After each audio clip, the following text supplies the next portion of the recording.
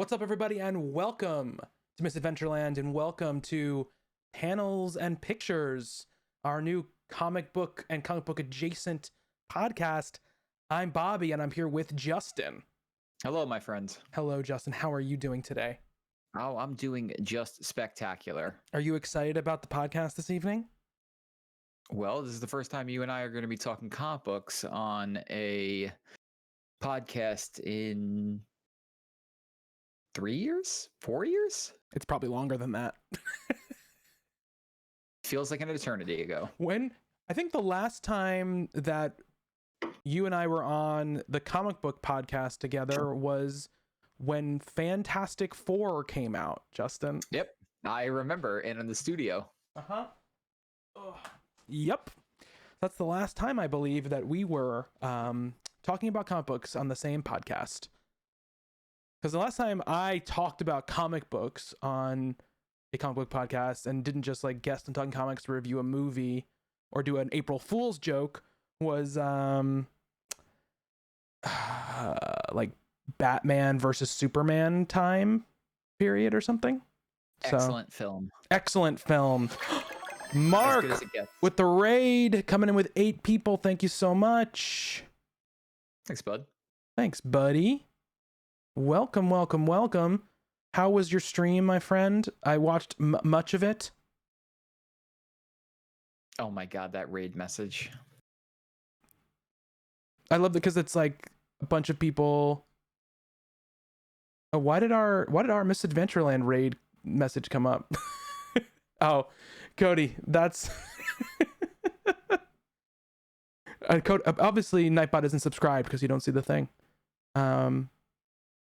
Anyway, Mark, welcome. Thank you. Happy birthday to Mark, everybody. Happy birthday, bud. A great guy, had a great stream, played Valorant, Fall Guys, and this video game called Overwatch, which is terrible. It's new. Have you heard of it? I've never heard of it. I don't know what it is. So tonight on the show, the show's gonna be broken up basically into 2 sections, right? It's gonna be the panel section, which is going to be comic book talk focused, and then the pictures section, pictures like, yeah, you're going to be in the pictures, kid, like old school movie. We're going to talk about movies, and that's going to be the bulk of what we do tonight, and that's going to be ranking the MCU movies. But before we get into that, we're going to talk about some comic book stuff. Here's the deal.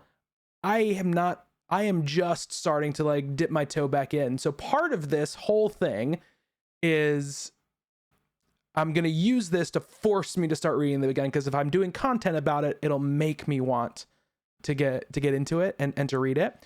So I'm looking forward to that for sure. So Justin, for the first at least few weeks, in the first few shows at least, is going to be spearheading the comic book part of this, because I can't, because I don't know what the hell I'm talking about. Which won't be that different from when I first started doing Talking Comics. So we're back in that. We've come full circle. We've come full circle. This time, Justin, though, you won't be a listener being like, these guys don't know what they're talking about. You'll be on the show, and other people can say, you don't know what you're talking about. I mean, that'll always happen whenever I'm talking. But yeah, it's nice to be on this side of it. Yeah. It's crazy what happens over the course of half a decade or more. Yeah. So I think in the future, this beginning section will be talking about books that we've read, stuff like that. I don't really have anything as far as books to talk about, but Justin, I know that you read some stuff that you wanted to talk about. So yeah, why don't you lay it on me, my friend? So I have been in this weird spot with comics for, I'll say, the last year or 2, where I've been trying not to spend that much money and mostly doing okay with it.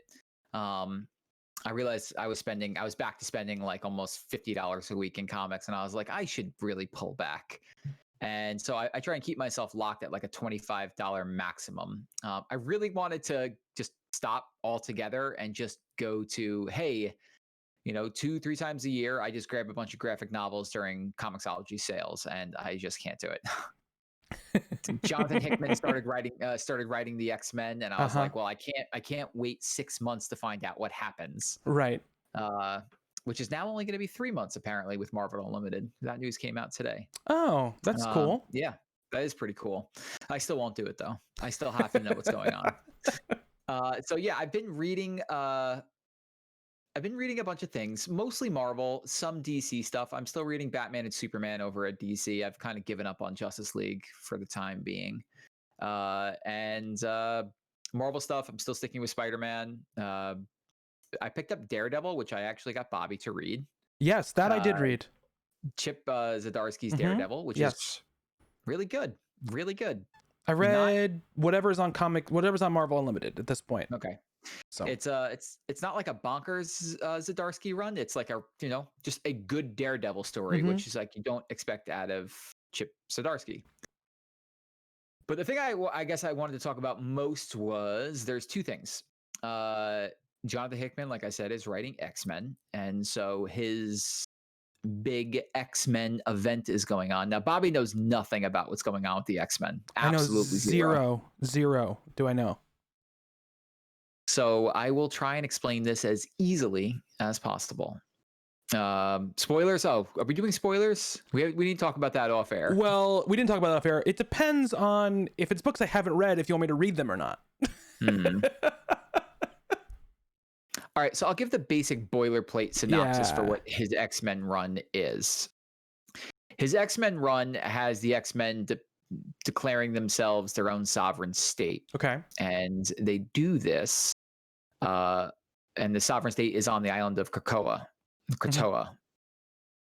They somehow manufacture a drug that will cure a bunch of diseases and also expand human life. And they offer this drug free of charge to the world. In return, they just have to be acknowledged as their own sovereign state. They have to be acknowledged as their own country. And they have formed a line. They basically made it a mutant safe haven. And so any and all mutant, foe or friend, are welcome on this island. And they are creating their own society. And we're now over a year into that comic book run. And so it's spun out in just from X-Men. He wrote, I think it was Powers of X and House of X. There's like 6-issue miniseries, and then now it's spun out into the entire X-Men line. Okay. So X-Men, Excalibur, X-Force, Hellions, and a whole bunch of other X books. He's got a team of writers with him. He's not writing all of them. He's only writing 2. I think he's writing New Mutants and X-Men, and both of those books are excellent. Okay. But all the writers are kind of in line with him. He's got like an idea going on. And so now their first crossover, it's called Swords of X, is going on. And again, like I'm trying not to spoil anything, but we've talked about it briefly. Yeah. So the main gist is that people from Otherworld, which if you've paid attention to Captain Britain or, anything, it's like this whole other magical realm. Yes. And then there is another island that has a lot to do with Apocalypse. Well, the X-Men's island and this other island are meeting in Otherworld, and they're having a tournament to see who can. It's basically one-on-one combat, and the ruler takes over the other place. So the X-Men are trying to defend the Earth. And it's a 22-issue miniseries. And it's going across all the books. So I think we're up to issue 7. And now I'm not reading any of those other books. I'm reading like 3 X-Men books. But I've been picking up all these other books, and it's like they've been doing what a lot of crossovers have a hard time doing, and it's making me interested in what those other books are. So like, I've never read a single issue of Hellions, but they do such a good job of stringing issue to issue that it's like whatever Wolverine did in his book now ties into this other book. And it's making me pick up all the issues, and I'm super enjoying it so far. Well, that's good to hear. Yeah. You're not feeling taken advantage of yet by the business model? No, not yet. Not yet. Well, I mean, the things of crossovers is if they're done correctly, they're really cool. Like, like back when Civil War came out, or when like Secret Invasion, when there was like one crossover a year. Right. It was like reading all those extra books didn't feel like work. It felt like, wow, this is like the Marvel blockbuster of the year. And like, what are they doing this year? And it's like, okay, I'm going to pick up a couple extra books here or there. But for this, it's I mean, they kind of got away from that, but this kind of pulls it back into that, and Mhm. it's good storytelling.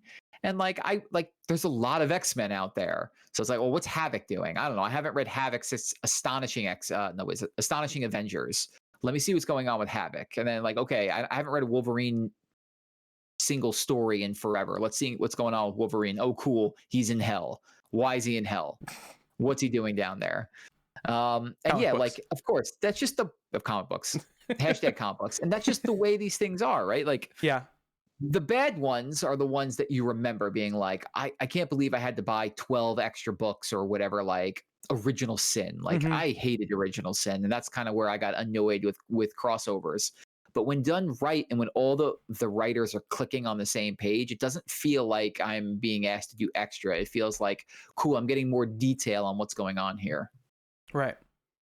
And so in that way, it's good. And, I'm a stand for Hickman. You So are. Definitely are. You for sure I know. are. But it's good stuff. Like I really want you to read Powers of X and House of X. Mhm. It's 12 issues between the two of them. And if it doesn't pique your interest, then you could probably skip this whole X-Men phase and come back Right. whenever the clock gets reset. But those 6 issues, like I have a love-hate relationship with the X-Men. Like there's certain runs that I really love. And there's other times where it's like, I can't follow what's going on here. And I'm not into the whole thing that's going on whenever they made Cyclops an idiot. Right. Um, That was like 8 years of time where he was yeah, an idiot. Cyclops was an idiot for a very long time. Um, but yeah, the mechanics that Hickman's using and the ideas that he's doing are really cool for comic books. And yeah, like that's the one thing I wanted to bring to the table that I'm super into. Groon in the chat says that just because all the mutants are on one island, the scheming doesn't stop. And then he said this is how crossovers used to be back in the 90s.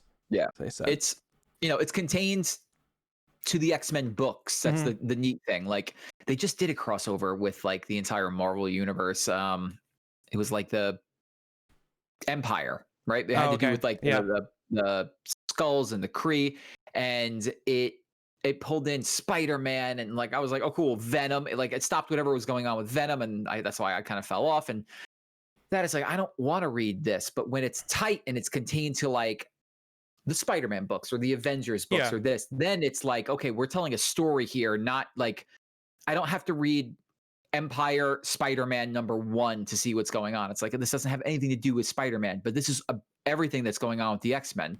So it just feels like a much tighter story. Right. And staying on the big two just for right now, this is not a book you read, but you were talking to me earlier about DC and this announcement that they made or whatever about the future of their brand. Correct? Yeah, so the last couple of months, especially during quarantine, it was really hard to keep up with comic book news because everything was being delayed and books weren't even coming out. So I kept hearing this term 5G, and I'm like, this is a bad term because all I think about is cell phones. But apparently DC was going to do this thing coming up within the next month or two where they were going to kind of do one of their usual resets, and they were going to age up the characters. So like Superman would no longer be Clark Kent, it would be his son. And Batman would be either dead or just aged out of it and be older. The title of Wonder Woman would pass on to somebody else, but those heroes would still be in the universe, but the books would be with new characters. And I don't know if it was just from internal backlash or if the pandemic had a lot to do with it, but that idea was eventually scrapped. And then Dan Didio, I forget how you say his last name, who was Didio? I don't know. Yeah, who was basically the big man in charge over at DC, was let go. And the 5G plans were scrapped.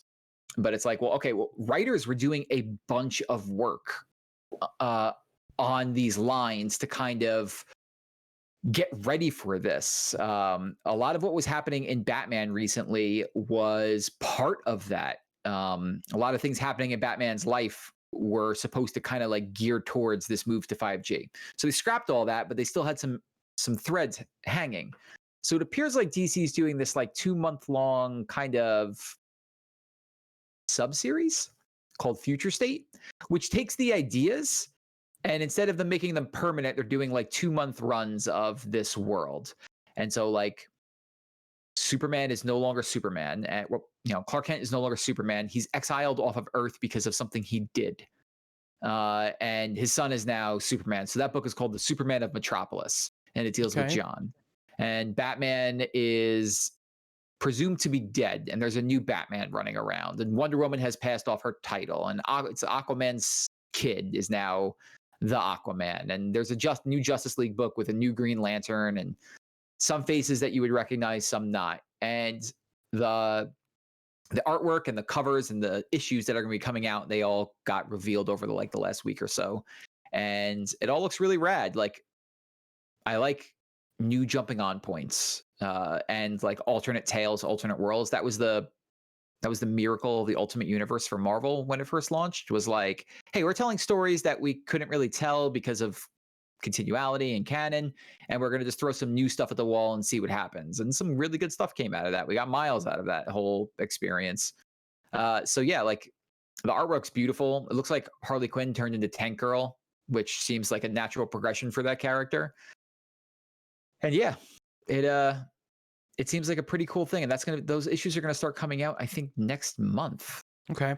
I mean, only thing I know about it is that because I still follow Scott Snyder on Twitter, he'll like tweet about things and talk about things and mention how like, yeah, the thing I'm doing right now is leading into this thing. And I only kind of see it in passing without really knowing what's going on. But yeah, his death metal run supposedly leads right up into this, and I kind of fell off the train with death metal because it was so freaking confusing. I need to read it all in one sitting.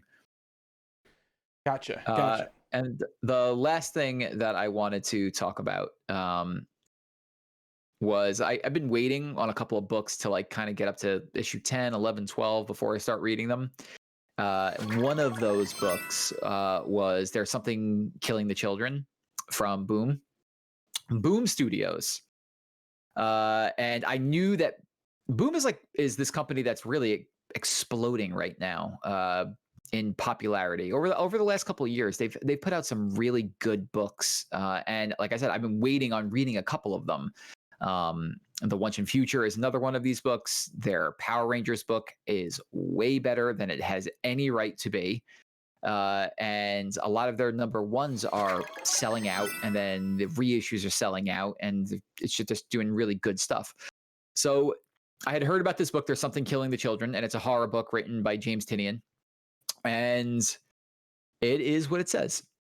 There is something killing a whole bunch of children in this town, and they don't skip away from little children getting brutally murdered by some horrible monster. Oh, okay. All right. But adults can't see the monster. Only the kids can, except for this mid-20s year woman who apparently shows up with this very big sword and goes into the woods to go hunt the monster. Why she can see them is a mystery that you have to read to find out. And I don't really read horror-ish books, but this falls into that category. I would say it's somewhere between maybe like It and Stranger Things. So like somewhere in that like a middle ground area. Really cool. Great art. I've read the first 10 issues at like 1 a.m. because once I started, I couldn't stop. And yeah, especially for like Halloween right now, I think like the first volume is like $10 on Comixology right now. It was really good. And I was bummed out because I thought I had 2 more issues to go, and it was like, oh, these were for pre-orders and I can't read them right now, which I'm bummed about. And it just started getting crazy. But yeah, like definitely can see what all the hype was about with There's Something Killing the Children. Awesome. Besides it being such a crazy title. A couple things. Megs, thanks for the resub. It's 5-month streak from Megs. It's a tier 1 sub. The 380 biddies, thank you so much. And she says it's a great book, Justin. She agrees with you. Of course she does. Megs is great. Yeah. All right, so that's it for the panels talk for this week. Justin, I want you to think about something while we're doing the rest of the show. And at the end of the show, I want you to give me an assignment for the next episode. Okay, something to read now. Okay. I already know what it's going to be. So All right. Okay. we'll wait for the end. Hold it till the end of the show. I'm holding it in my fists. But yeah, yes. Yes, we're going to the pictures, Mark. The pictures. And we're gonna be ranking the MCU. We're kind of, it's our first podcast. We want to kind of level set our I guess general ideas about what, because we're talking a lot about movies, TV, games, comic book related during the show. So I want everybody to get a little bit of like where all of us, where Justin and I stand on these rankings. Some of you will know because some of you have been long time listeners of Justin and I on various different shows, but some of you won't. So we're gonna do that. Megs, thank you so much. Have fun at work. And I look forward to you in Discord probably tomorrow or the next day, live tweeting a recorded podcast in the Discord. So live reacting, I should say. So I'm very much looking forward to it. Mark says, "Oh, thank goodness it's in chronological order." Yeah, I copied a list, Mark, because I didn't want to get to a situation where you didn't have it. No. Incredible Hulk definitely is not going to be number 2 on our list. So you can, if people who are watching at home can see, if people are watching live, twitch.tv/misadventureland. If you're listening to the show, we have a full list of all 23. Justin thought there was 22 before we started recording, but there's 23 Marvel movies. What was the movie you forgot? It was the most forgettable one. Oh, this is one of the contentious arguments that we're gonna have during this ranking list. So I'm just gonna read them out. I'm sure everyone knows, but I'm just gonna read them out because that's as per tradition of Justin and I making lists on podcasts. And I'll say right now, this is going to work like one of our end of the year game ranking shows.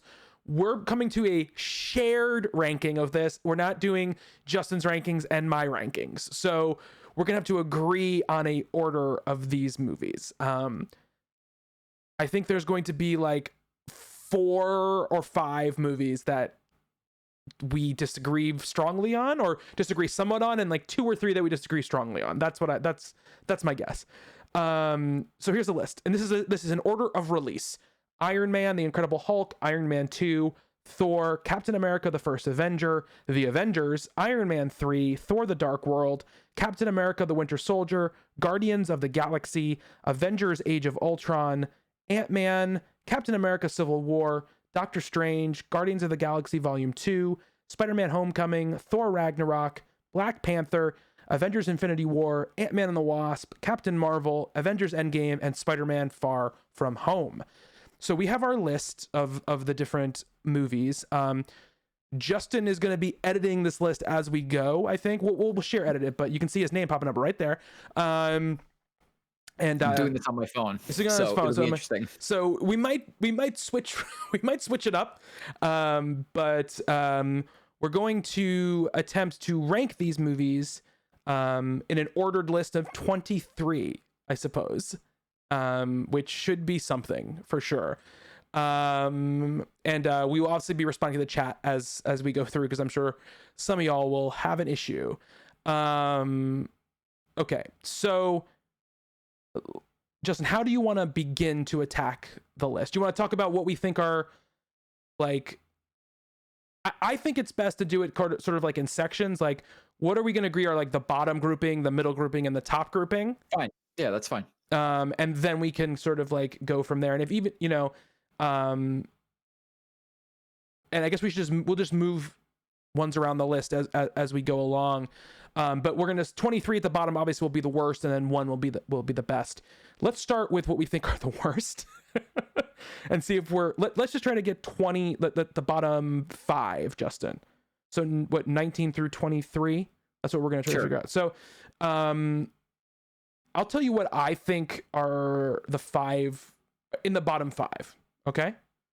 Go ahead. Iron Man 2, Incredible Hulk, Thor: The Dark World. Let's see. Guardians of the Galaxy Volume 2. And Um, I've named the 4 I don't really like that much. And then let's say Doctor Strange. Those would be my bottom 5, I think. We are apparently going to argue about a lot. Okay, that's fine. But I want to get the ball rolling. All right. So I say we can immediately move Thor, The Dark World, The Incredible Hulk, and Iron Man 2 down the list. Okay. I think is Iron Man 2 the worst movie that Marvel's made? It's between that and Thor: The Dark World for me. It doesn't pick one to be last. I don't really care. I think Iron Man 2 is probably last. Yeah, I think so as well. So you want me to move it, Justin? Because I know it's tough for you on the phone to copy and paste stuff. It would be good. And the next time we do this, I will. I'm not gonna have to like switch our camera angles very much here because we have the 2-shot going on. So I'm gonna pull Iron Man 2 down to the bottom here. Let's see. So things go off the screen, guys. I apologize. I'm just gonna have to. You're gonna have to deal with it. Iron Man 2 and Thor 2 are bad movies. Although I like Thor: The Dark World maybe a little bit more because of the cool Mjolnir scene. Let's say this. There are things I like about both movies, but I think the suitcase scene, Dave says. Generally, the suitcase scene in Iron Man 2. Yes. Yeah. I enjoy moments and I enjoy performances in Iron Man 2 probably overall more than the performances in Thor: The Dark World. But you can just tell that the movie was not ready to be made from a script perspective when it was made. Yeah. And I'm pretty sure that like movie was a casualty of one of those like writer strike things where it had to be locked at a certain point and then they were kind of like making up as they went along on the set. It's fair. And it's by far the worst showing of Scarlett Johansson in the entire series, in the entire Marvel MCU for sure. Also true. Yeah. Alejandro says I would say Iron Man 2 is bad unless you like Whiplash for some reason. Whiplash is such a weird outlier of a Marvel villain because it's like one of the only times they were like, I don't know, let's just take 2 different villains and smash them together and make a totally new, different villain, you know? It's just a very weird thing. I'd say we can put the Incredible Hulk after that. I think the Incredible Hulk is significantly better than Thor: The Dark World and Iron Man 2. I agree. But I don't know if I like it better. Do you like it better than any other movies that we have so far, Justin? Yes. Oh, you do? So you don't think it belongs there? Okay, so let's I'm not gonna put it down there. So what are we so we don't agree to Incredible Hulk should be in the bottom 5? No, I think it should be in the bottom 5. Oh, okay, but not necessarily the third worst. Yes. What is the third worst for you? Iron Man 3 is a bad movie. Okay, Iron Man 3 is no way is it going to be the third worst movie on this list.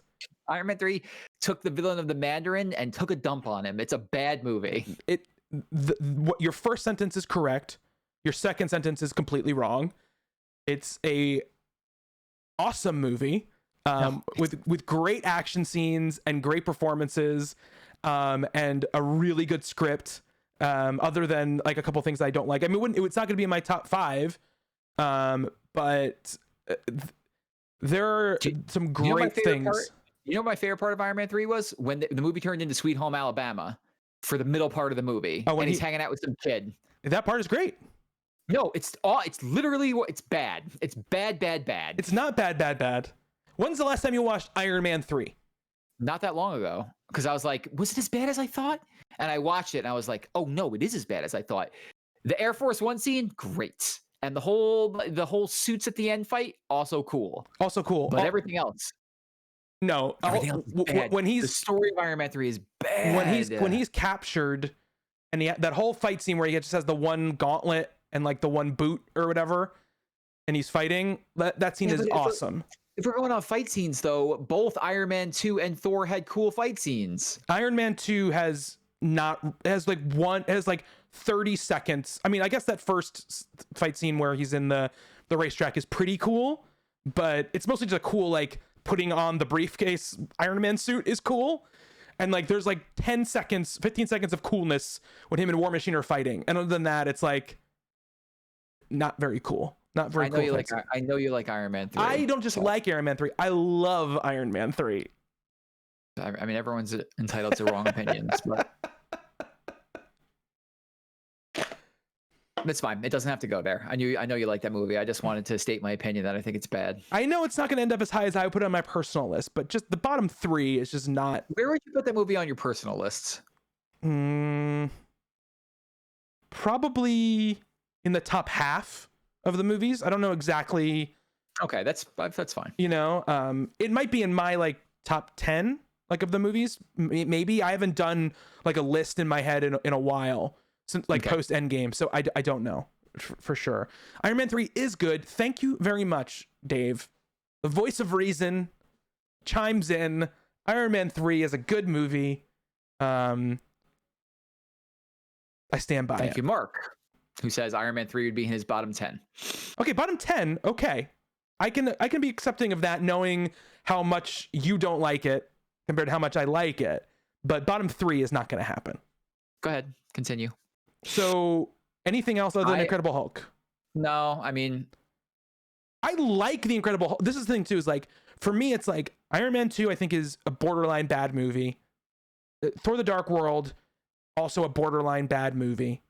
Other than that, I don't think any of them are like bad, but Incredible Hulk is just held back by the fact that like when it was made, it was just sort of not like it didn't have the what's the word I'm looking for here, like the shine on it. Exactly. They hadn't gotten to that point yet where they had kind of figured out what they were doing.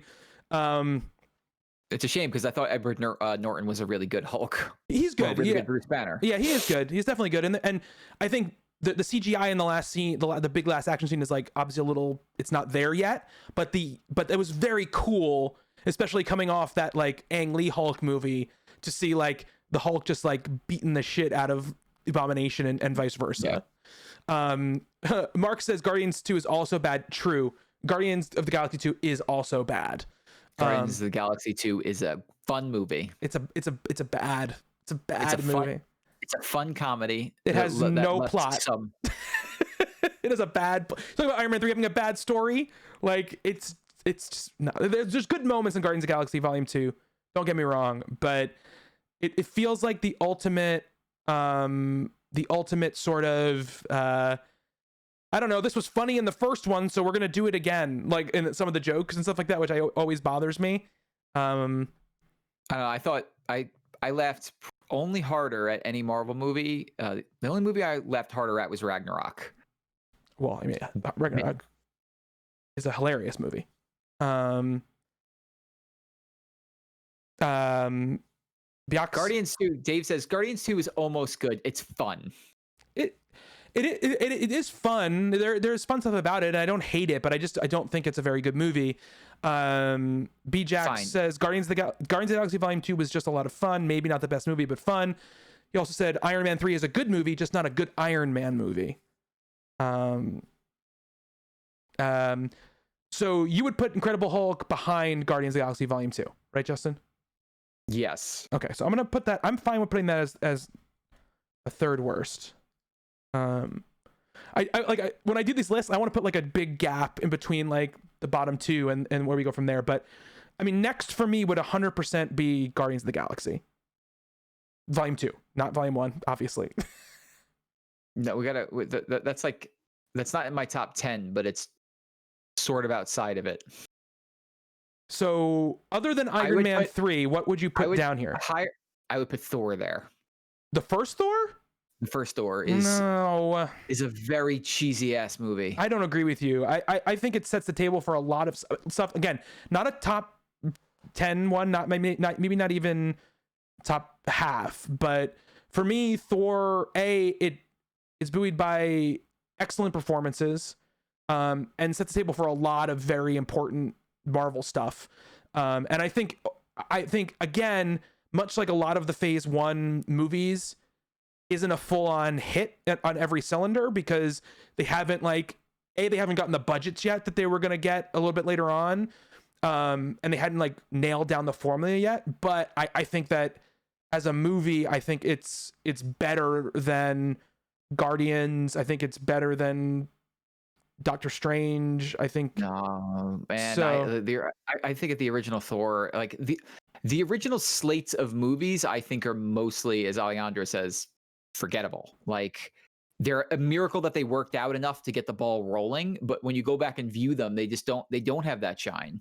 And like just because it sets the stage for bigger things, like it's it's rough to go back and watch some of those. I don't think it's And rough to go back and watch. I think Thor is rough to go back and watch. I could go back and watch Iron Man and Captain America, but Thor is. Oof. Sorry, B-Jax. No, it's not better than Guardians Volume 1. Volume 2. I'm talking about, when we're talking about Guardians right now, I'm talking about Volume 2. Trust me. Guardians of the Galaxy is going to be, Volume 1 is going to be much higher. Much higher on the list. On the list. That's one of the ones we're going to agree on. That's not something that Justin and I disagree on. Don't worry about that.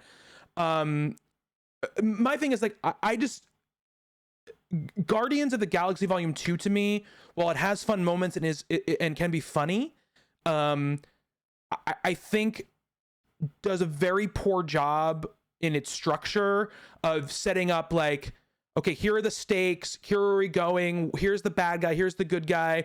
Like, it doesn't get to the fact that Ego is like the bad guy until such a late state, and like the sort of idea of like he's a planet and we have to kill him. Like, I never feel like it really hits in the way that the first one hits. And I think the performances are still good and it's still funny, it still has moments, but it feels like it's retreading a lot of steps of the first movie, and I don't feel like it adds anything to the world. It's Guardians of the Galaxy world or the larger Marvel world in any sort of like real way.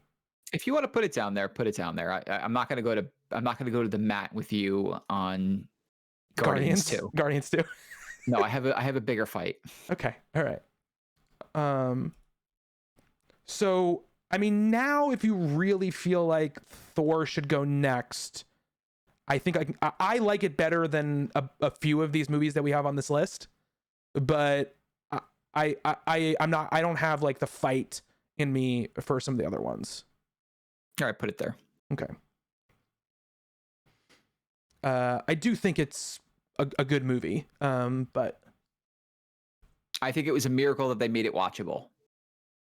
And I just, Thor's a hard character to do. Very hard. And a lot of like what came next, and again, I'm not the kind of person who's going to say like, oh, this movie did a lot of setup things, so it should be highly ranked. But a lot of the success of Marvel getting people to accept a lot of the more outlandish things they end up doing as they go along are because of Thor. Like, Thor is that's not wrong. If Thor doesn't work, then a lot of it doesn't work, because you get like ancient aliens and, you know, gods and all this kind of stuff, and stuff they had not really done yet. So I think it's very important in that way. And I also think that like Hiddleston and Hemsworth are so excellent in it, that it also makes the movie better. I don't know, I'm not sure who it was. Someone had said that one of the things thinking back is not having like a big bad that really for him to fight, and you have the Destroyer fight, and it's not like, you know, amazing. But I mean, Loki is like, I mean, if we were gonna rank like Marvel villains, is like, you know, top 3 probably, if not if until the Infinity War movies, number 1 probably. So I think it has a great villain. It's just a different kind of villain. All right, so Justin, what do you think is, now we've gotten the bottom 5, so what's in our next grouping, do you think? You go this time. For me? Yeah, for you. Let's see. I would put, while you're thinking, BJack says, sorry, while you're thinking, BJack says, so basically Thor was a proof of concept for the galactic side of Marvel, and that's exactly right. Yes, that's exactly how I feel about it. Go ahead, Justin. I would put the 2 captains over here. I would put Captain Marvel and Captain America, the first Avenger. No. First of all, Captain America, the first Avenger, is certainly better than Doctor Strange. It's certainly better than Doctor Strange.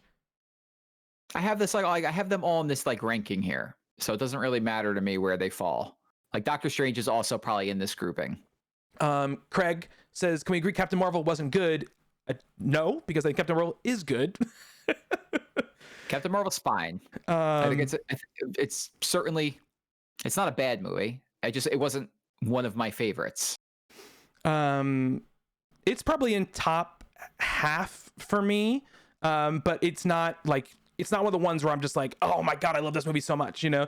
But here's the other thing. I have Far From Home down here. Really? Yeah. There's something about the Marvel Spider-Man movies that, like, look, I love Spider-Man. I have a tattoo of Spider-Man on my shoulder. But there's something about these movies that, like, I enjoy and I think that they're fun. They're just not my favorite of the Marvel films. Mark in chat says, walk off stage to Justin. I have, like, Homecoming is definitely higher on the list for me. I enjoyed Homecoming more than I did Far From Home. I mean, they're very close for me, the two Spider-Man movies. I love both of them. So in this, I cannot place the first Avenger down this low. That's fine.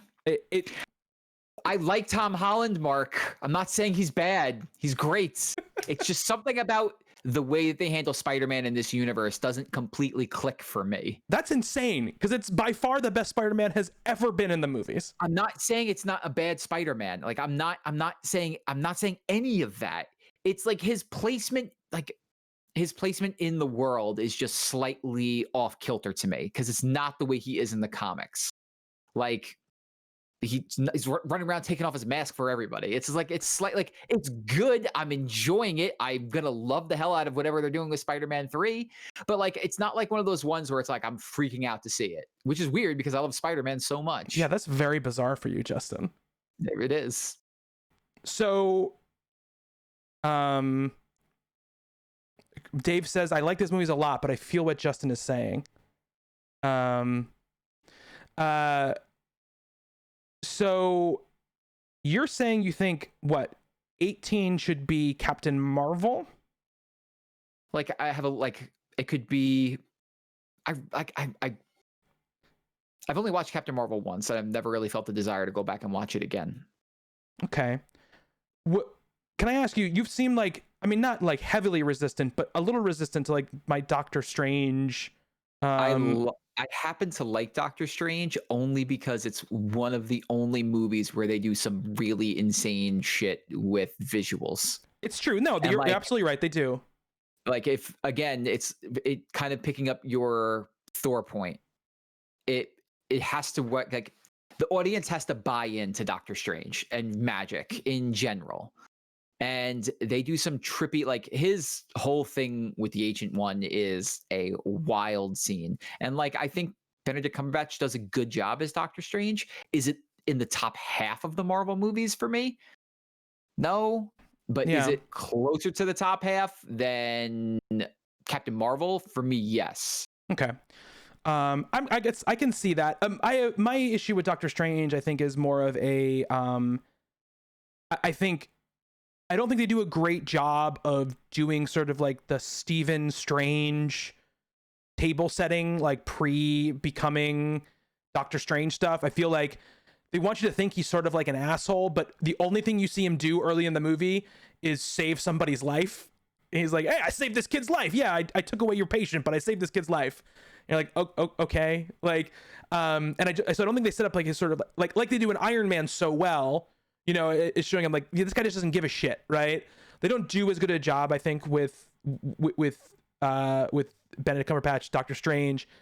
I also think in his own movie, I think in the other movies he's in that aren't Doctor Strange, he gets to be more he gets to be Doctor Strange. Yeah, he gets to be Doctor Strange.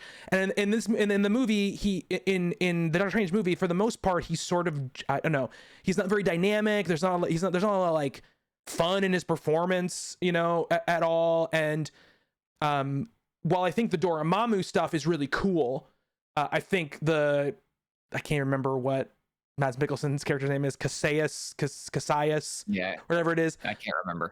It's just very like forgettable to me. Poor Mads Mikkelsen. And it left me feeling a little bit cold, especially because like one of the things they do, and I know why they do it, because we've seen this scene in a million Marvel movies, but you know the scene where they kind of like, she kind of throws him into like, she's like, oh, you're gonna die in 6 minutes if you can't get out of like this freezing place, and you don't see him figure it out. Like also he just comes back and he's like, now I'm a great wizard, you know, basically. And I feel like they kind of skip stuff in the movie that I wish they didn't. Yeah, that's fair. For his own like personal origin movie, like I said, when he shows up in the other movies, he's great, and I think he does a great job. I do like Captain Marvel more, I think, than Doctor Strange, but I'm not like insane over the top for Captain Marvel. So it's not like I think it belongs to be so much higher.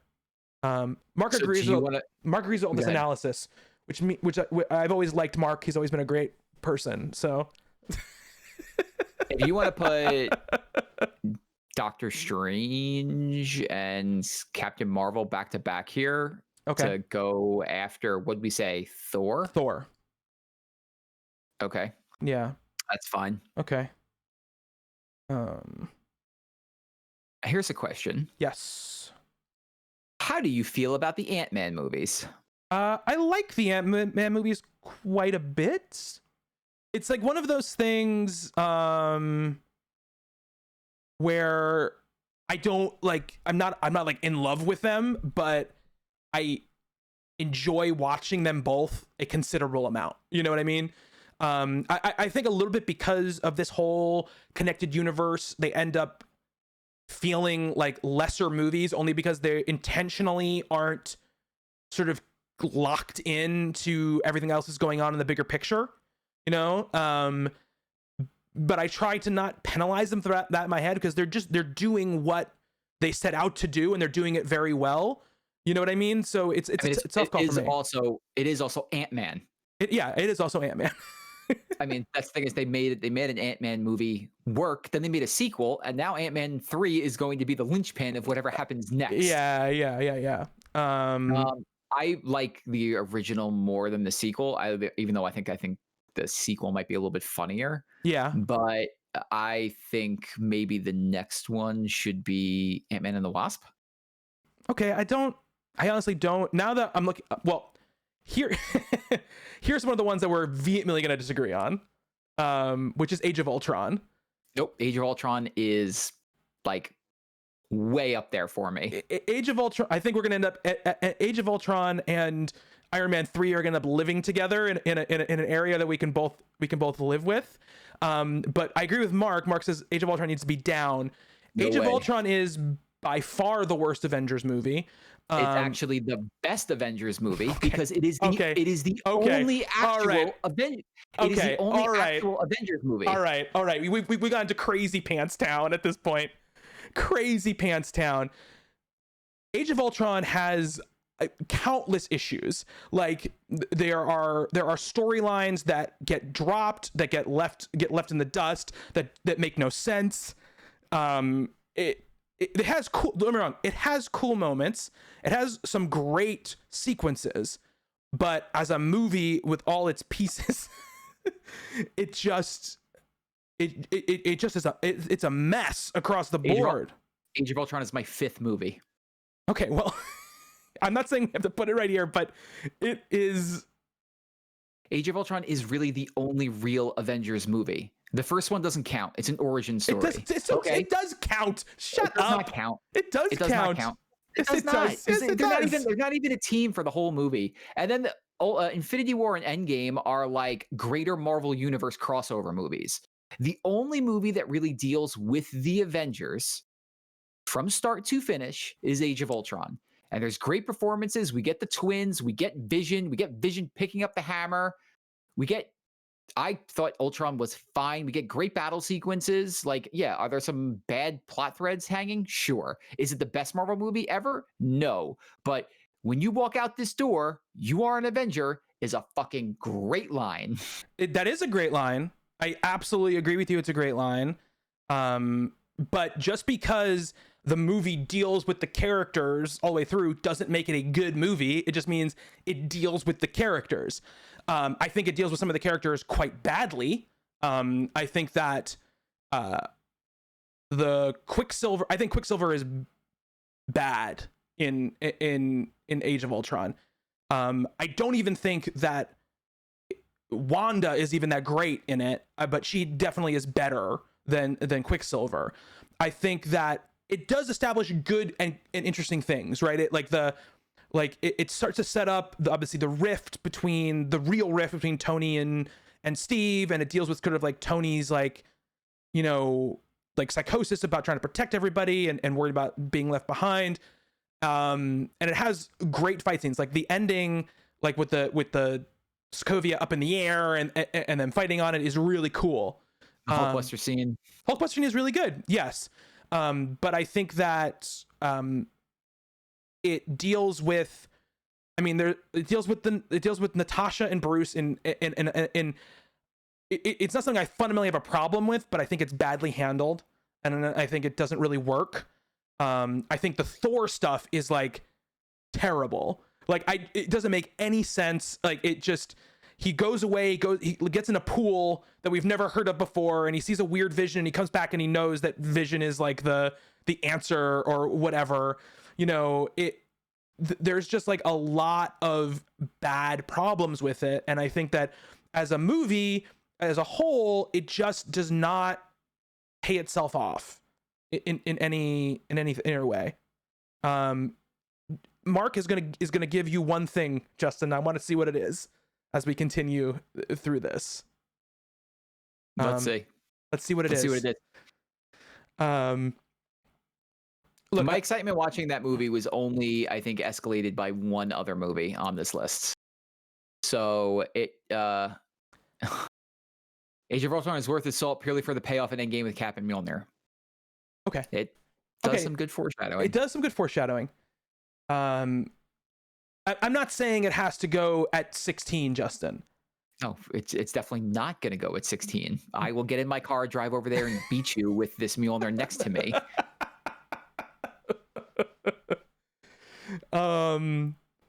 But let's see. See what you think. Ant-Man and the Wasp. I mean, look, I'm going to tell you that at this point for me, it would be Age of Ultron. So, Cody says, but Vision picking up the hammer was trash. I think trash is a strong word, but I think it's a little bit of a cop out to do it. Because they knew they had to do a quick way for the Avengers to trust him, and so they had to. They know like the key to it or whatever. But that's the perfect key. Yeah, but what a great scene! But it cheapens. You know what? When I was in the theater, I didn't hear anybody go, "You know what? That fucking cheapens this moment." Everyone was just like, "Holy shit!" That's the mark of a good scene. It's not like where you expect and you're like, you know, they could have probably done this better. It's like, wow. Yeah. I didn't even think about that. They were doing the hammer thing all movie, and look, he just picked it up and grabbed it. I'll vehemently disagree with you that the mark of a good scene or movie is holy shit shock value. That's not the mark of a good movie or scene, but I will take your point.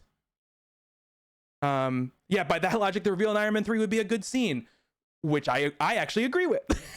Wait, which scene in Iron Man 3? When they reveal that the Mandarin is not really the Mandarin. So that's like breaking the character though.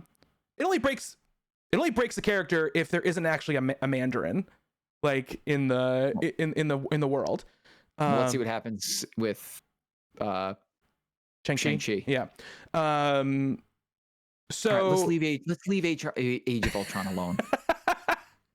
This is the one I was going to go to the mat with, and I didn't expect you to drop it at 16. Yeah, we saw that movie together. You saw my reaction to that movie. I did. You've been sitting here waiting with a knife, being like, I can't wait to fucking stab Justin in the back. I didn't know if you still felt as strongly about it. We haven't talked about it in a very long time. Because every time we talk about it, I literally want to strangle you. I've watched that movie a lot too. I've watched Age of Ultron a lot. So I just watched it like 3 weeks ago. Mark has a way to solve this. Well, let's couch that discussion and Well, let's talk about a couple of these other we're getting to the movies. point though where you're not going to let Iron Man 3 go any higher. And I'll let Iron Man 3 go higher if Iron Man 3 15 wait. Iron Man 3 15, Avengers 2 14. Okay, that for a second that was hard to read. yeah, Mark, I would be fine with that, or flip flop. That's fine too. But I'll rank Iron Man 3 lower than Avengers 2. This list just has to be clear of Age of Ultron, so we can have real discussions. Okay, just for the sake of time. Okay, no, we're not going to for sake of time. I'm not gonna fight. You feel very strongly about that movie, so let's get to the good stuff. He says that was the good stuff. I was expecting to have that. I was trying to get that movie in the top 10. That was never going to happen. Oh my god, there's other movies that's so much better than. Wait, I didn't want to put that there. Hold on a second. Sorry, I'm not gonna screw you over, Justin. This time. Not this time. All right. So, let's look at here. Okay. All right. So we're getting to the point now where, for me, there's no bad or even movies that I feel like both ways about left on the list, for me anyway. So Mark just put a Rotten Tomatoes link in the chat. So let's talk about, so Justin, would you want to put like Homecoming here? No, Homecoming, sorry, Far From Home, where it is actually? Is that where you want to leave it? No, sorry, Far From Home. Sorry, Far From Home, 13. Is that where you want to leave that? Where do you want to put Captain America 1? I will be fine if we put it in this area right now. I'm just asking your opinion. Where does Captain America 1 rank for you? For me, it's probably like 10, but like we're in a point now where I can like shimmy around. I think it's better than the first Ant-Man, for sure. I also like it better than, I think, Far From Home, but out of all, I think the older movies, Iron Man's really good. I see your point on Captain America. I think it's easier to go back and watch that one than the original Thor.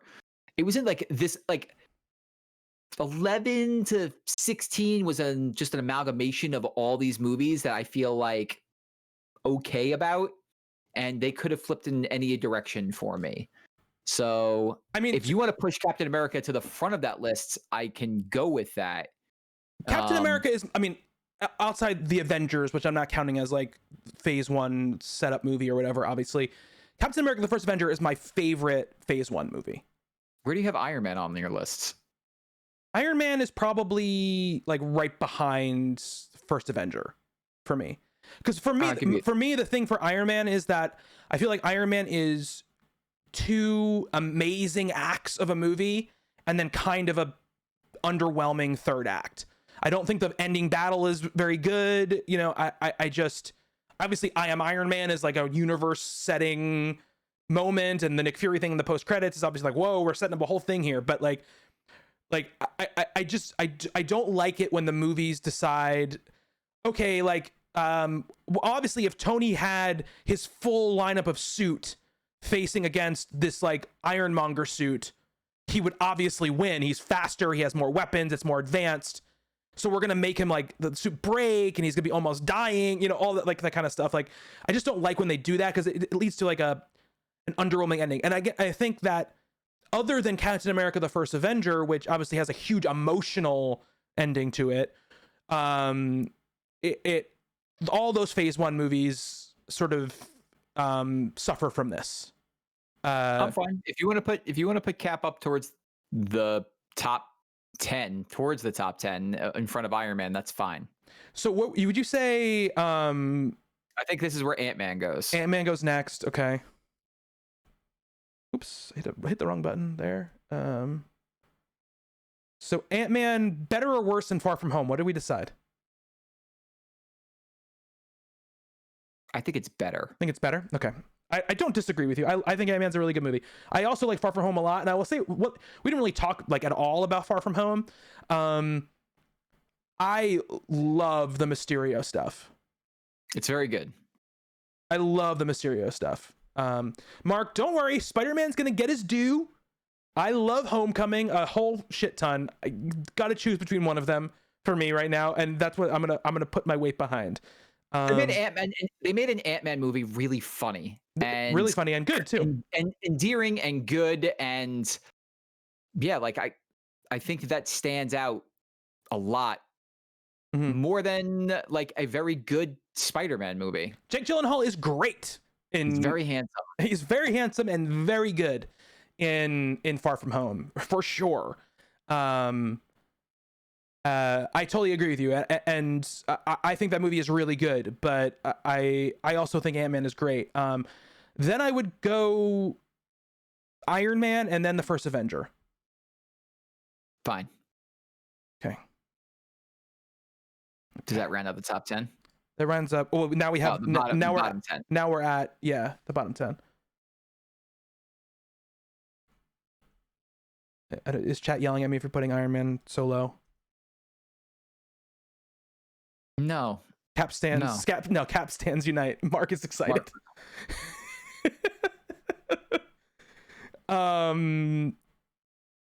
Yeah, I mean, here's the thing. The first two acts of Iron Man, like I said, are excellent.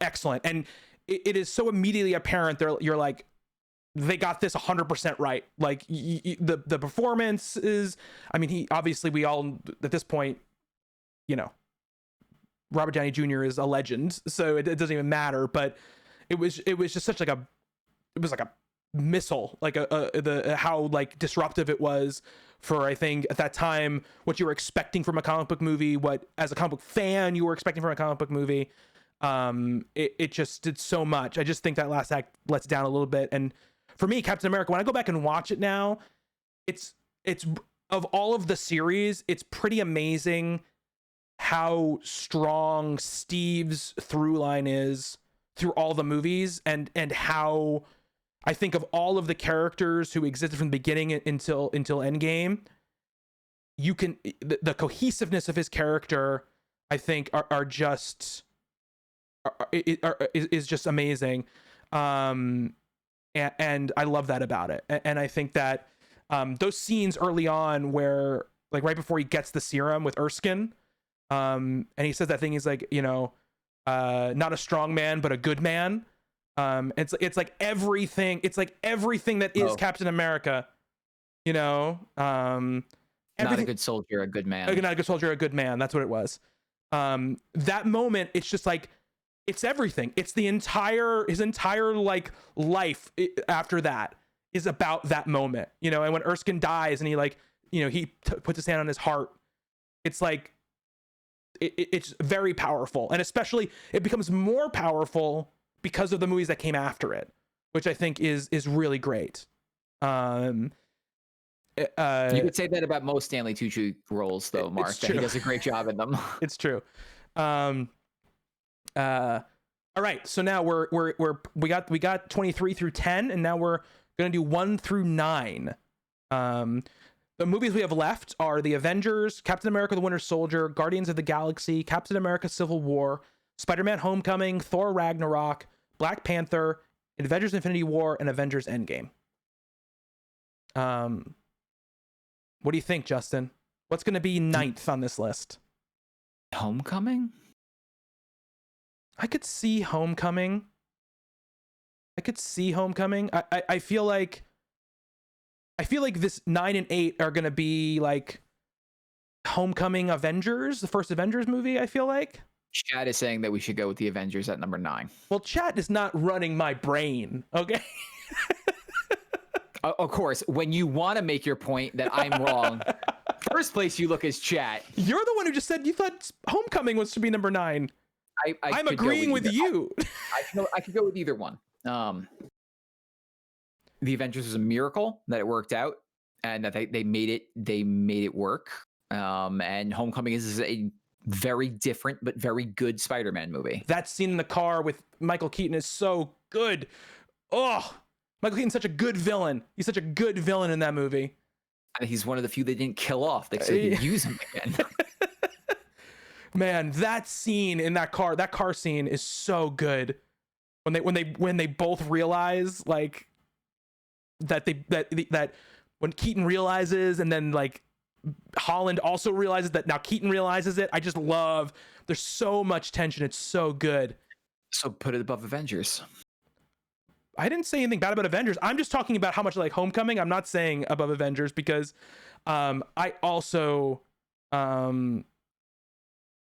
Avengers is a miracle, and and it gets some points for being like, oh hey, like I can't believe they pulled this off. But I also think that it's full of memorable and at some points like excellent fight sequences and character moments as well. Yeah. The Battle of New York is still like a touchstone like action scene in my mind, unlike not just in Marvel movies but in like all action movies, because look there's stuff in Infinity War and Endgame that's obviously the scale is just bigger, and it's like it's overwhelmingly big, and there's great action choreography in it, but the thrill of watching the Battle of New York the first time is like in some ways unmatched. Yeah, to me. I agree. You know, like, you know, the first time you're seeing them all together. Yeah, and that, like when they do the whole team up thing, and like Iron Man blasts Cap's shield to hit enemies and stuff. Like, I saw that movie 3 straight days in the theater. 3 straight days I went and watched it, and each time I was just as taken. It's a special movie. Yeah, but I think it's been surpassed since. So absolutely, I absolutely agree. But I just want to, because we're gonna move on. I just want to say one other thing about the Avengers. The scene, like the first sort of like, you know, they're all together, like, you know, when the Hulk punches the, you know, I'm always angry, and then the rotating shot. But like the part that gives me chills. But the part that always gives me chills is literally when Tony says, "Call it Cap." Like that part always like gets me for some reason, because it's just like. It felt like, you know, when you're a comic book fan, you're like, yeah, Captain America is the leader of the Avengers and he's like the field general, but you never at that point I think we still didn't expect things to sort of like be as true to the books in the way that they were spirit wise as they were, you know, as they ended up being. And that moment to me was just like, yeah, this is like, I can imagine this being a panel, you know, in a book. That always blew me away. So like, give that the 8 spot and take a very good Spider-Man movie and put it 9. I think it's a great Spider-Man movie. I will say that, but I will take a great Avengers movie probably over a great Spider-Man movie. So, that's what I will say. I'm fine with it. All right. So, what's next? It's really tough now. I would put Civil War next. Okay, I can see that.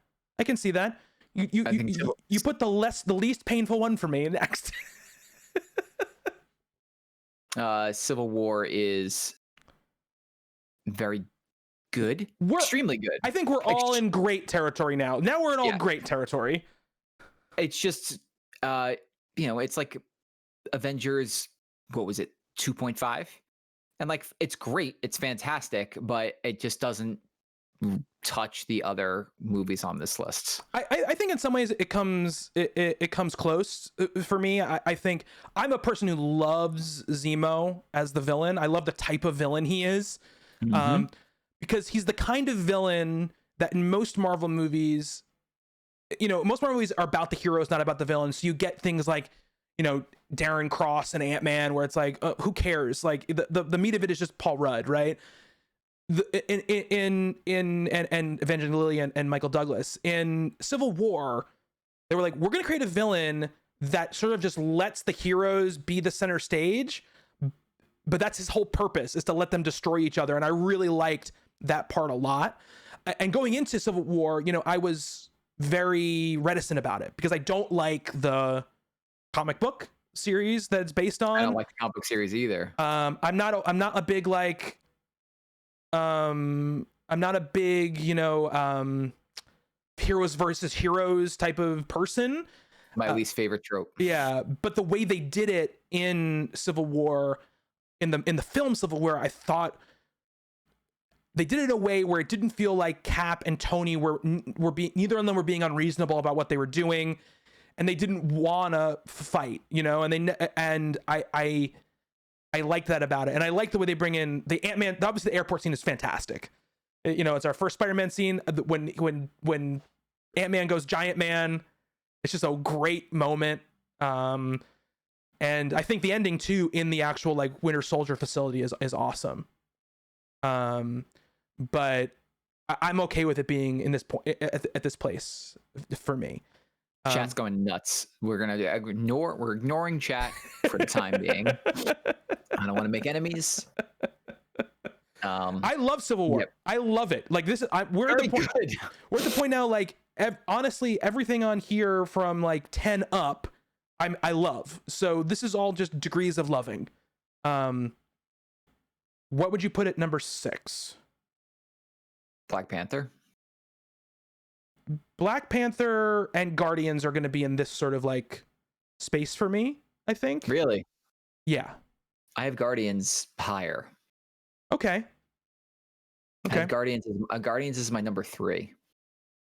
Okay. I mean, we can not do Guardians here. I think this is not a bad place for Black Panther.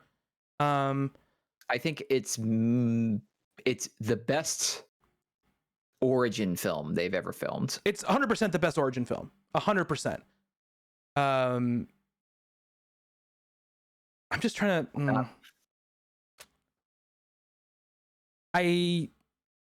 Let me ask you, Justin. We're in the nitty gritty here. So, where are we talking about for the 2 other Avenger movies here for you?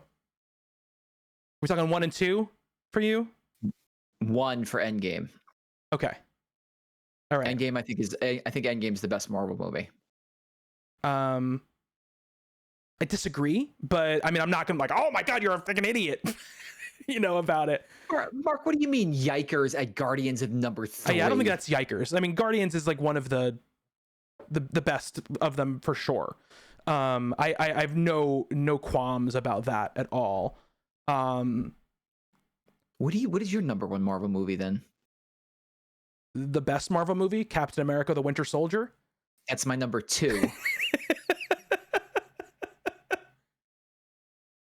Okay, well, he doesn't like Guardians of the Galaxy. Well, yeah, it's fine. That's fine. Okay, it's fine. It's fine. It's fine. It's fine. It's fine. It's okay. It's okay. It's okay. I don't like Superman, so you don't see me whining about it. I love Superman. I probably like Black Panther. They're all very close. Like, it's one of the things, like, on some days I like Black Panther more than Infinity War. Like, because sometimes I like the smaller. It's just like it's like a vibe thing. It's like I like the smaller contained movies sometimes more than I like the giant movies. Those 2 for me were right next to each other. So if you want to flip them, that's fine. You want to say Infinity War and then Black Panther? Sure. Okay. How they can go? That's people are gonna be very angry at us. What else is new?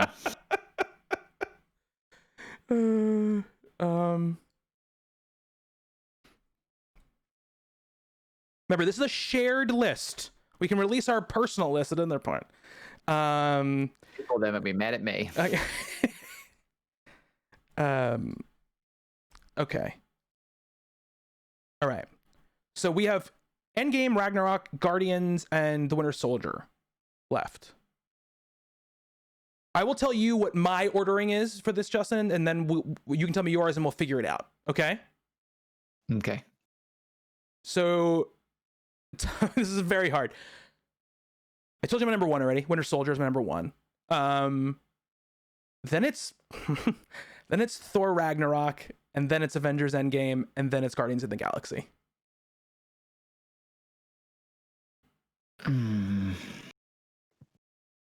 So you have Ragnarok as what you said? 2. 2? 2. Jeez. Again, and this is one of the things where for me it's like, right now it's my number 2. Tomorrow I might want to watch Endgame more. It's like, this when we get to this point, it's like things switch around. But That's my personal feeling. I'll concede Guardians and Ragnarok. Like, what do you mean? Like flip them? Like if you want to put Guardians 4 and move Ragnarok up, Okay. I'll move Ragnarok up. Okay. I feel very strongly about 1 and 2 though. I know. I wasn't like vying for Thor to be number 2 on our shared list, Justin. I think just Guardians again is like Marvel went through a whole bunch of phases where it was like, do you think we could make Guardians of the Galaxy? No, Guardians of the Galaxy can't work. We're gonna do it anyway. And like, surprise, it works. It works, and it's super popular. And now people are going around saying, "I am Groot." Yeah. Like the most D-list of D-list comic characters are now, known all over the planet. Yeah. And yeah, like I think it's funny. It's got heart. It introduces again a whole other side of the Marvel universe. People living like running around the city in a celestial's head. Like that's amazing. And then yeah, like I think all the characters are just expertly portrayed. It's got a good villain. Yeah, it's got a good villain. Again, yes. And once again, they just need to keep alive. Need to keep a couple of these guys alive. And the We Are Groot scene is fantastic. Yeah. It's a very, very, very good Marvel movie. And then Thor Ragnarok is hysterical. Thor Ragnarok, even though again Winter Soldier is my number 1. B-Jax. Explain yourself. B-Jax said my very unpopular opinion is that Ragnarok would probably be number 18 or 19 on my list. For me, I'll let him explain, but I would say my for me for Ragnarok, it is often, I will say, the movie that I want to watch the most. That's the thing. That's the thing about it for me. I don't think it's better than Winter Soldier, but for me, like if I'm thinking like, man, it's like Sunday and I'm just sort of like sitting here, not that this situation ever happens to me anymore because I have a small child, but I just want to put something on. Like it's almost, my brain goes to Thor Ragnarok almost like immediately, the music in it, the humor in it, the actions in it. That last action scene, the last big action scene is so good, so much style. I just love it. And B-Jack says, because I feel like the humor would often undercut the tone of every scene. Some moments weren't allowed to breathe before it cut with humor. And I've heard other people say that as well. Our good friend and former podcast mate, Matt Wood, agrees with that as well.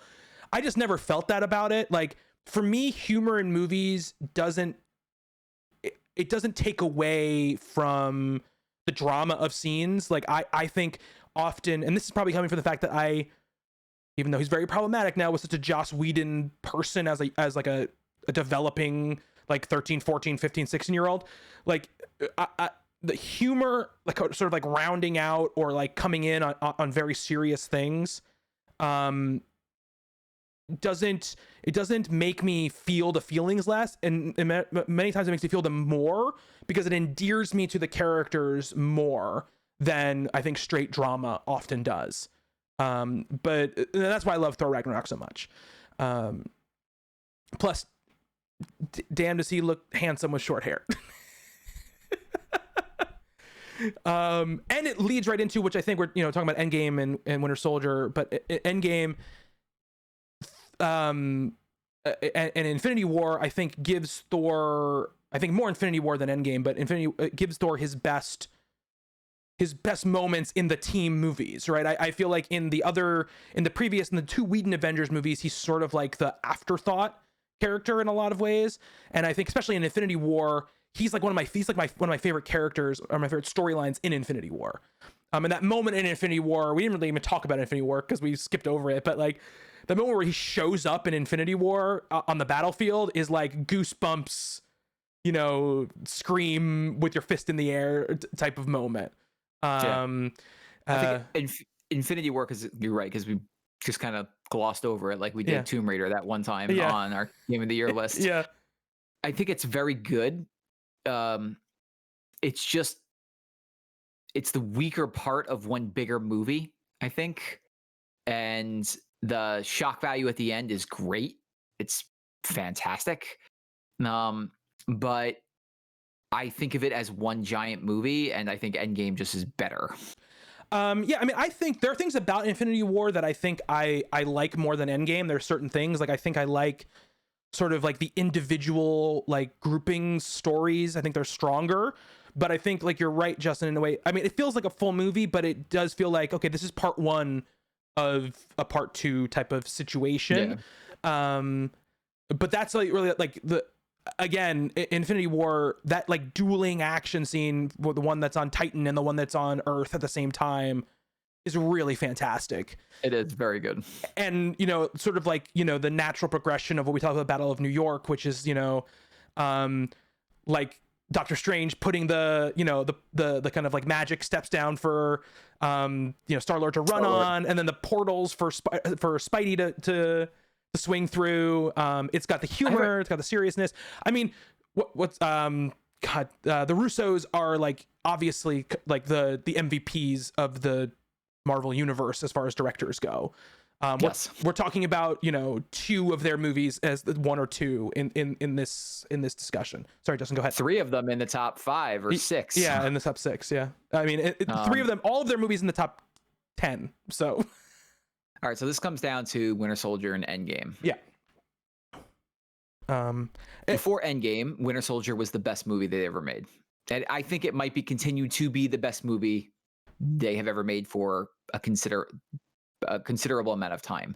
The only reason I feel like it gets usurped by Endgame is just the sheer size and scale and everything. Like you can't think I can't watch Endgame without thinking of everything that came before it. And like it takes the 20 something movies before it, brings them all in, wraps a nice neat bow on it, and makes you cry at the end. Does make you cry. Along the way, it like just the individual like moments in that movie are moving and spectacular. Like them bringing back characters, like and the fact that they held all of that under wraps, like seeing Tilda Swinton come back and seeing Rene Russo come back, and all the characters that had passed and seeing them again, and the time travel stuff. And it's like, oh wow, like you think that Asgard is like us going out there. It's like, we're going to invent time travel in this movie. But every breadcrumb we've dropped along the way, you're just going to be like, yeah, like this is the natural progression. Like we started with a man in a suit of a suit of armor, and now we're time traveling, and it felt natural and good. And like Tony's holy shit moment when he discovers that it works, and Cap getting the shield back, and everything going on with Clint and Wanda, and just the portals opening and Cap lifting up the hammer. Like it's The Winter Soldier is a tightly constructed, perfect spy espionage movie that just happens to deals with superheroes. I feel like Endgame is a tidal wave crashing into everything. Like it's unstoppable. Just everything that movie makes you feel. Like how many times do we go back and watch the lifting of the hammer scene? I mean, it's my go-to. I'm having a bad day, I'm gonna watch Captain America lift this hammer, usually with crowd reaction from the night that it happened. Yes. Yeah. Like to me, it's the pinnacle of everything that has to do with superheroes. Like this insane 20-something movie plan, the payout at the end of it is this cultural phenomenon, this shared experience that we all have and we keep returning to because those moments mean so much. Yeah. Like I watched the hammer scene not an hour ago when I was on my walk. And look, all this stuff, all this stuff is absolutely true, and I don't disagree with anything you're saying, right? I think, and I said this before, I think when we were a little bit before, but like I think for me this comes down to preference for me, and it's just the fact that like I often enjoy watching on a more regular basis the smaller movies, the more tightly grouped movies. It's my thing too, like I like individual books, like I like a Daredevil book over an Avengers book, I like a solo Captain America book over an Avengers book. So I'm that's just more of my speed, and I think that for Winter Soldier, for me, it just, before I go to Winter Soldier, let me talk about Endgame, because I'll talk about things I love about Endgame, which is that I think I mentioned before, starting with First Avenger and Cap's sort of journey,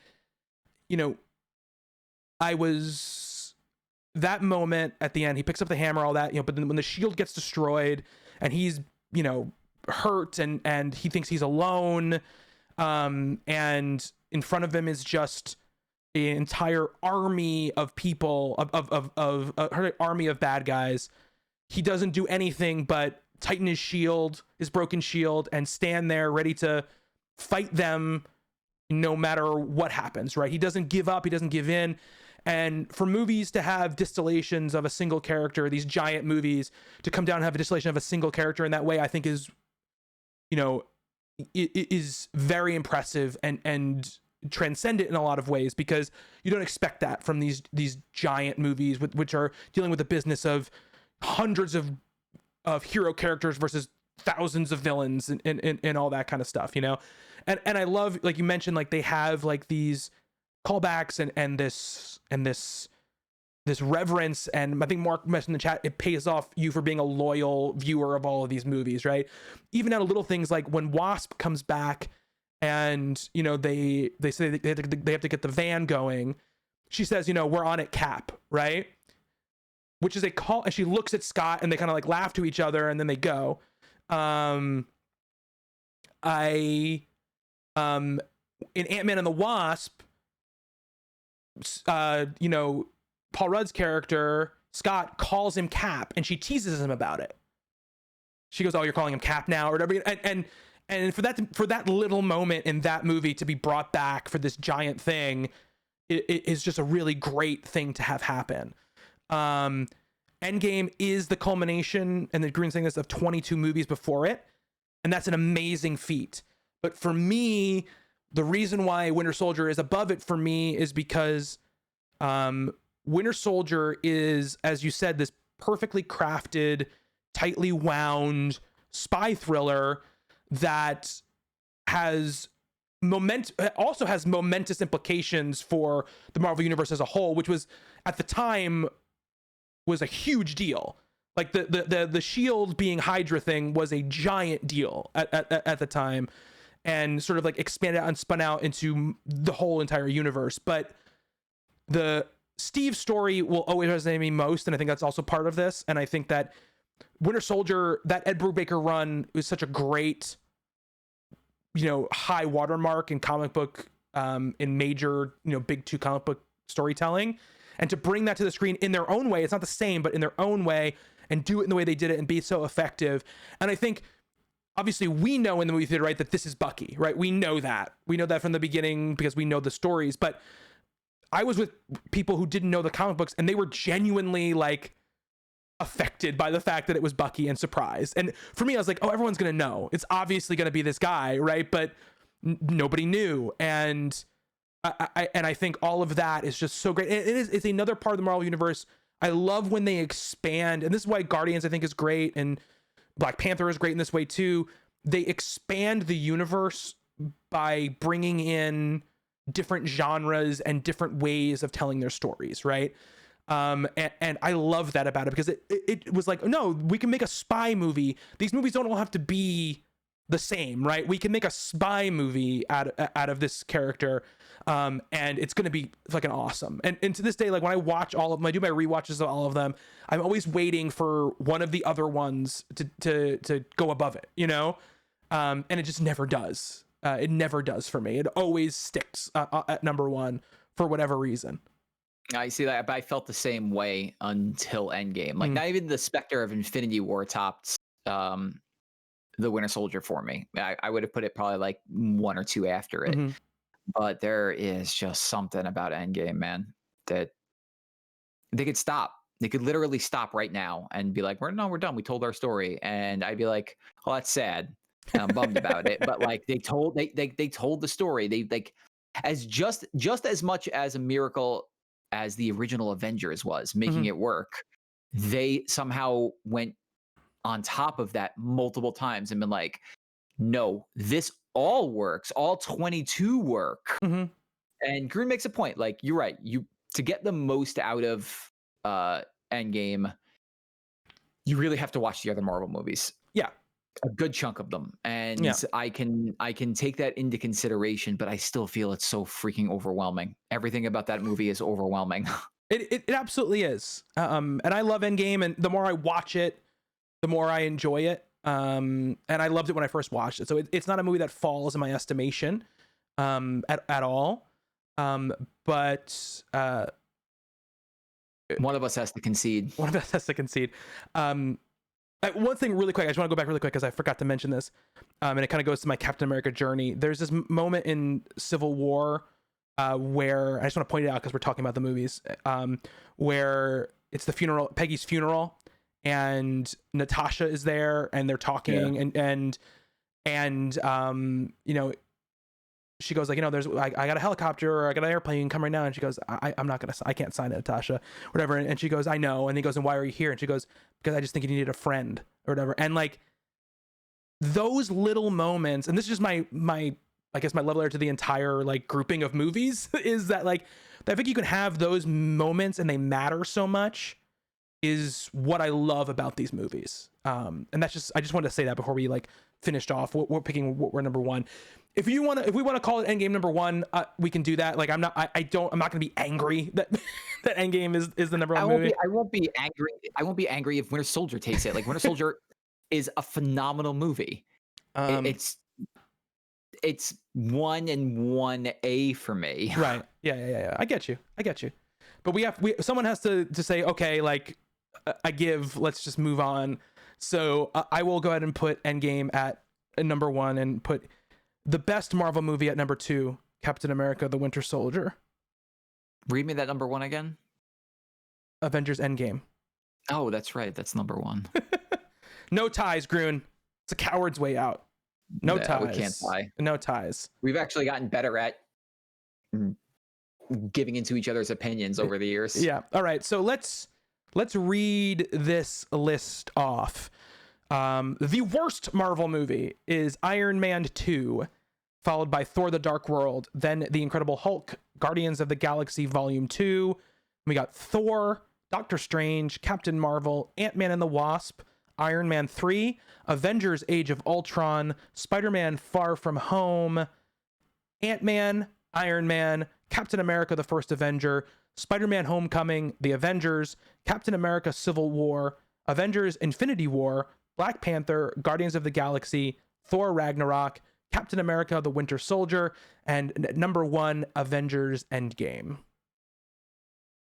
Grun says, not my list, but a good list. That's all we're looking for. That's the best reaction you can possibly ask for from people watching you list and rank a bunch of movies. You mean getting told that you're drunk is not yeah, Justin, you were in a place. I'm still there. You were in a place. It's not a great movie. That's for damn sure. It's fantastic. Avengers Tower, it's so good. So yeah, that is our list. And it's honestly like at least like the top 5 is not that far off what my actual top 5 is. Grun says, no, mine either. Out of the bottom 5, 4 are on point. What's the one that's not on point, Grun? Which movie do you love of this bottom 5? You gonna say The Incredible Hulk? Is that what's gonna happen here? I think The Incredible Hulk. They should definitely take another run at the Hulk. They can't though, because Universal like they can't do a solo movie with him. So dumb. I mean, we got sort of another, like Thor Ragnarok is like sort of like half a Hulk movie, you know? Yeah. Swap 19 and 20. Oh, so you agree with Justin then? Stupid distribution rights. Exactly right, Alejandro. That's what Alejandro says. Stupid distribution rights. So yeah, that is our list. So Justin, before we get out of here on this inaugural panels and pictures, what is your assignment to me? House of X and Powers of X. They should both be on Comixology. Well, I think a bunch of them are actually on Marvel Unlimited. No, I'm sorry. That's what I meant to say is Marvel Unlimited. They should both be on there. Cool. Awesome. BJax, thank you so much. It's been a lot of fun having you in chat. I will read them, and then next time we're here. So we're going to kind of feel out how this goes. We might end up doing it like every other week or once a month. We haven't decided yet exactly what we're going to do. We're kind of piloting stuff out right now. So, but next week we're going to have a games podcast, I believe. back to games. Back to games next week. I will say this in MCU news: I watched all of Agents of Shield, and am now watching Agent Carter because I need to get some sort of MCU fix while this is going on. Green says, Bobby, I expect a book report and hit us up if you are confused in the end. I definitely will. You need to go back and forth between Power and House one issue at a time. I think I already knew that, but I know this is not my first rodeo. I will definitely have a reading list up in front of me. I know it's Jonathan Hickman, so I know I gotta be on my game. This isn't that difficult. Okay. I promise. Okay. It's not that involved. It's not East of West or whatever. God, one of the other. What did he actually finished East of West, I think. One of the few ones he's actually finished. Oh, did he finish it? I was done reading comics when East of West was still going on. So the Manhattan Projects, or what was that one he did like 3 issues of and never went back to? The Black Monday Murders. Okay, I don't even know what that one is, but there was one that he was doing. The Manhattan Projects he finished. Okay. And he also finished East of West, but there was a couple other books he started and he was like, here's 2 or 3 issues. Yeah. I remember one that was like that was sort of like bad superheroes that he was doing. Gruen got the one I was thinking of. Oh yeah, the Dying of the Dead. The Dying of the Dead I'd read the first like 2 issues of or whatever. BJack says, I'm one of the few people that have genuine love for Agents of S.H.I.E.L.D. and those characters. I ended up really liking it. And I do really like the characters a lot actually in Agents of S.H.I.E.L.D. by the end. I think they do a really good job. And some of them I wish in some ways that the rift between the two sides, the TV and the movie sides, hadn't been so deep, because, you know, especially in like the Captain America movies, there's plenty of room for there to be like Agents of S.H.I.E.L.D. showing up in those movies, and they just never did, because they did a really good job with like some of the Secret Warrior stuff. They did like Secret Warrior stuff in it. So they had Daisy Johnson and Yo-Yo Rodriguez, and it was like a Slingshot, and it was really good. But they just never finished that off. And I just finished the first season of Agent Carter, and it's like legitimately great. Like it's like their movies quality good. So I don't know. Just please let Daredevil come to the proper MCU, even though the show was great. Alejandro says, yeah, I would super love that, because Daredevil is one of my favorite characters. I always want to show up. But the thing is, like, if they're going to do Daredevil, they've really got to figure out a way to be in the sort of like street level world, and whether that's back on like the Marvel the Disney Plus shows, or that's something else, they've got to figure that out, because Daredevil every once in a while he can work in like an Avengers team up, but he's really that's not where he plays. He's not where he plays. He plays in that like in that street level. I'm defending these like 8 blocks, and I think that like in the issue of this Zdarsky run, like Kingpin like makes a ton of fun of him for it, you know, like because he mentioned something about Hell's Kitchen, and Kingpin is like, dude, like what are you talking about? Like you're talking about 8 blocks. Like I'm so far beyond what the hell you're talking about, you know. That's the Zdarsky run is so good. I'm really enjoying it. I'm enjoying it a lot. And now that the 3-month thing is, I'm assuming they'll have like an influx of issues of stuff, which is great, because I think I'm on like issue 18 or 19. I think is the last issue that's on there, and I don't know where they're at now, because I know there was like a months where they weren't putting anything out. So 23 maybe. Okay, so I'm not that far behind. No, you're not that far behind. So yeah, I'm definitely gonna read more of that. Yeah, sometime in February, Marvel will have the Netflix characters back.